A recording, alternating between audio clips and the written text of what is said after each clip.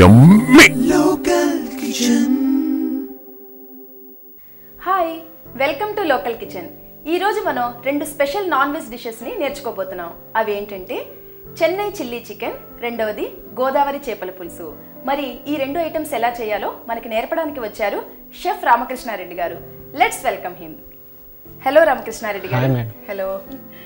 ఈ రోజు ఏం చేయబోతున్నారండి మీరు? ముందుగా చెన్నై చిల్లీ చికెన్, గోదావరి చేపల పులుసు. ఓకే, ముందుగా మనం చెన్నై చిల్లీ చికెన్ చేస్తున్నాం కదా. అవునండి. ఓకే, దానికి కావాల్సిన పదార్థాలు ఏంటి, ఎలా తయారు చేస్తారు కొద్దిగా చెప్తారా? చికెన్, దంచిన పచ్చిమిరపకాయలు, చిల్లీ సాస్, కోడిగుడ్లు, కార్న్ ఫ్లోర్, ఉప్పు. తయారు చేద్దామా? తయారు చేద్దాం. ఓకే.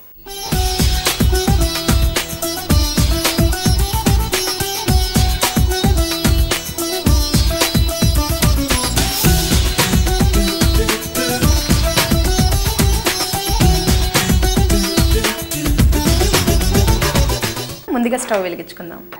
మూకుడు పెట్టినా మొదటగా చికెన్ తీసుకొని మూకుల్లో చికెన్ వేసుకొని ఫ్రై చేసుకోవాలండి. ఫ్రై. మరి నూనె నెయ్యి లేకుండా ఇలాగే ఫ్రై చేస్తారండి? అంటే ఈ చికెన్ స్పెషాలిటీ అంటే నూనె లేకుండా. నూనె లేకుండా. చాలా బాగుందండి, ఇదేదో నూనె లేకుండా ఐటమ్. తర్వాత పచ్చిమిరపకాయలు దంచిన వేసుకుని దాంట్లో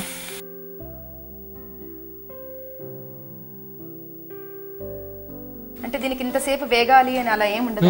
లేదండి.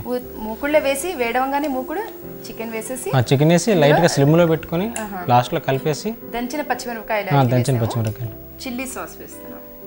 2 స్పూన్లు చిల్లీ సాస్. అంటే మనం నూనె వేయకుండా చేస్తున్నాం కాబట్టి స్పెషల్ గా ఇలాగా నాన్ స్టిక్ మనం యూజ్ చేయాలా? అంటే మామూలు మూకుళ్ళు ఏమైనా అతుక్కుపోవడం అలా ఉంటుందా? అలాగేం లేదండి. మామూలుగా ఏ దాంట్లో చేసినా అతుక్కునేదండి ఉండదు. తగినంత ఉప్పు వేసుకొని లైట్ గా వాటర్ వేసి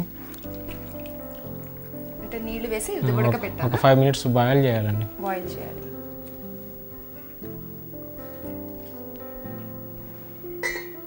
రామకృష్ణారెడ్డి గారు, చికెన్ ఉడికిందేమో చూద్దామండి. చూద్దామండి.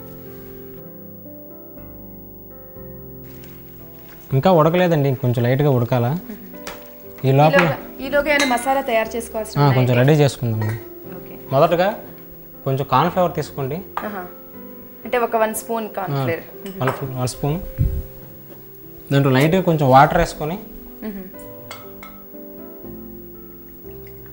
లైట్గా కలిపి పెట్టుకొని. ఈ కార్న్ ఫ్లోర్ దేనికండి? అంటే ఇందులో వేయాలా? అంటే అది చికెన్ కొంచెము థిక్గా అవ్వడానికి.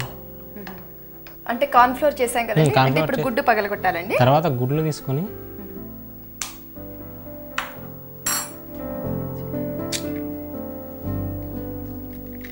ఏం చేస్తున్నారు? 2 గుడ్లు తీసుకొని. 2 సరిపోతాయా? దీంట్లో ఉండే ఎల్లోని బయట తీసేయాలండి. ఎందుకండి ఎల్లోది ఎందుకు వాడాం మనం? అంటే మనం వేసేది కొంచెం డెకరేషన్ కోసము. వైట్ సోనా వచ్చేది ఓన్లీ డెకరేషన్. ఇందులో ఏమైనా ఉప్పు వేయాలండి? దీంట్లో ఏం అవసరం లేదు. ఉన్నదాన్ని బీట్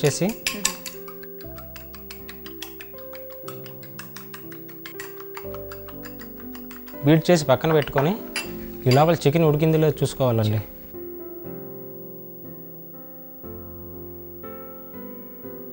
మనకి చికెన్ ఉడికింది లేనిది ఎలా తెలుస్తుందండి? అంటే అది కలర్ లైట్గా చేంజ్ అవుతుంది, కొంచెం వైట్గా వచ్చినట్టు అనిపిస్తుంది. దాని ద్వారా మనం తెలుసుకోవచ్చండి. దీంట్లో మనకి కొంచెం థిక్నెస్ కోసం లైట్గా కార్న్ ఫ్లోర్ వేసుకొని, ఎక్కువ వేయకూడదు, మరీ ఎక్కువ వేయకూడదు, తక్కువ వేయకూడదు, మీడియంగా మనకి ఎంత మనం వేసినప్పుడు ఆ థిక్నెస్ ప్రకారం మనకు తెలిసిపోతుంది. ఎంత థిక్నెస్ కావాలో అంతవరకు వేసుకొని ఇంకొంచెం సేపు లైట్గా కొంచెంసేపు ఉడికేటట్టు కొంచెంసేపు మూత పెట్టేసి. చికెన్ ఉడికిన తర్వాత చివరికి అది వేస్తామా? లాస్ట్లో ఎగ్ వేసుకుంటాం. ఎగ్ చివరికి వేస్తాం. ఉడికిందో లేదో చూద్దాం. కొంచెం ఉడికినట్టుందండి చికెన్. దీని లోపల మనం బీట్ చేసిన ఎగ్ వేసుకొని